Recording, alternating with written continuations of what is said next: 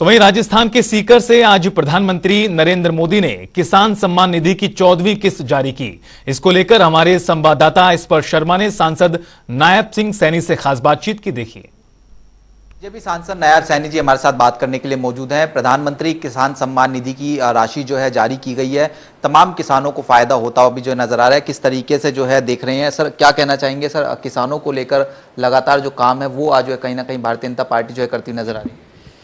मैं सबसे पहले तो दुनिया के सबसे लोकप्रिय नेता, भारत के लोकप्रिय प्रधानमंत्री आदरणीय नरेंद्र मोदी जी का दिल से धन्यवाद करना चाहूँगा कि जो किसान की आवाज़ है, जो किसान की पीड़ा को समझ रहे हैं और पीड़ा को समझ करके उसका समाधान कर रहे हैं। आदरणीय प्रधानमंत्री जी ने आज प्रधानमंत्री किसान सम्मान निधि की 14वीं किस्त डाली है। देश के किसानों को जो एक बड़ा लाभ उस प्रधानमंत्री किसान सम्मान निधि का मिल रहा है, किसान मजबूती की तरफ जा रहा है। ये कार्य अगर किसी ने किया तो आदरणीय प्रधानमंत्री नरेंद्र मोदी जी ने किया है। आज प्रधानमंत्री जी ने राजस्थान की पवित्र भूमि सीकर से प्रधानमंत्री किसान सम्मान निधि की 14वीं किस्त डाली है और आज देश के किसानों के लिए यूरिया गोल्ड उसका भी शुभारंभ किया है, ताकि मेरे किसानों को उसका लाभ मिले।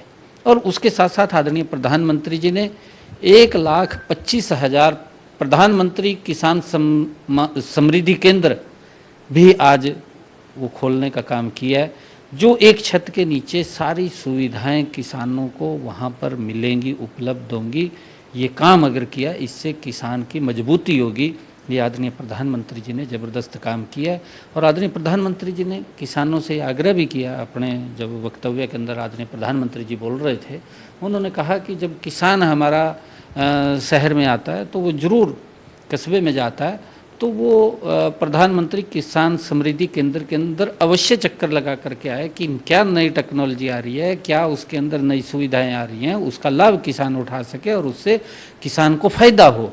और उसको लेकर के आज किसान ने आदरणीय प्रधानमंत्री जी ने किसानों से ये डीपली देश के बात की है और लगभग 1,25,000 प्रधानमंत्री किसान समृद्धि केंद्रों के ऊपर भारी संख्या के अंदर किसान और आम लोग जुड़े हुए थे और उनसे डायरेक्ट बात की। मैं धन्यवाद करना चाहूँगा आदरणीय प्रधानमंत्री जी का कि उन्होंने आज इसका मेरी लोकसभा क्षेत्र कुरुक्षेत्र के अंदर भी इसका बड़ा लाभ किसानों को मिल रहा है।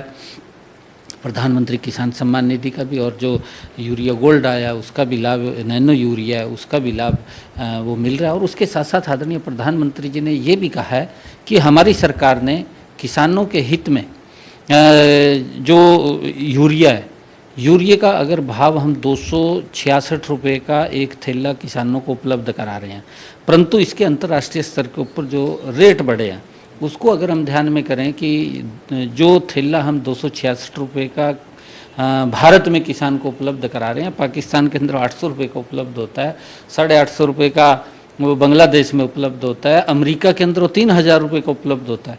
परंतु किसान के ऊपर वजन ना पड़े, किसान के ऊपर दबाव ना पड़े, किसान की इनकम बढ़े, उसके खर्चे कम हो, उस बात को ध्यान में रखते हुए आदरणीय प्रधानमंत्री जी ने उसके ऊपर सब्सिडी देने का काम किया और किसानों को वो यूरिया खाद का थैला 266 रुपये का ही उपलब्ध हो रहा है।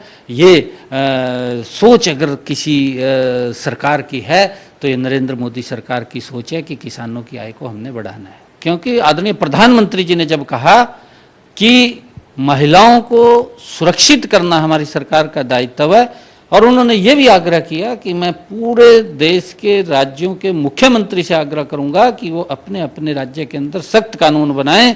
अगर महिलाओं के ऊपर कोई कहीं समस्या आती है तो उनको सख्त सजा और सख्त कार्रवाई करने का काम करें। परंतु चर्चा राजस्थान की भी होगी, चर्चा दिल्ली की भी होगी, चर्चा पंजाब की भी होगी, चर्चा छत्तीसगढ़ की भी होगी, चर्चा वेस्ट बंगाल की भी होगी, उसके ऊपर तो बोलते नहीं हैं। ये विपक्ष का दोहरा चेहरा है। अगर कोई घटना दिल्ली के अंदर घटती है विपक्ष मौन है, अगर घटना अभी आपके सामने वेस्ट बंगाल के अंदर घटी है विपक्ष मौन है, राजस्थान के अंदर घटती है विपक्ष मौन है, कुछ बोलता नहीं है। किस प्रकार की दोहरा इनका चरित्र वो आज देश के सामने जा रहा है और ये लोग मैं तो ये कहूँगा कि इनकी जो भूमिका है विपक्ष की, वो विपक्ष की भूमिका के लायक भी नहीं है। और आने वाले समय के अंदर 2024 का जो इलेक्शन आएगा, विपक्ष का सुपड़ा साफ होने वाला है, क्योंकि ये विपक्ष के लायक भी नहीं है। इस प्रकार के इनके क्रियाकलाप हैं। तो बीजेपी एमपी नायब सैनी जी थे, तमाम मसलों को लेकर जनता टीवी से खास बातचीत कर रहे थे। कैमरामैन मोनू चौहान के साथ स्पर्श शर्मा, जनता टीवी।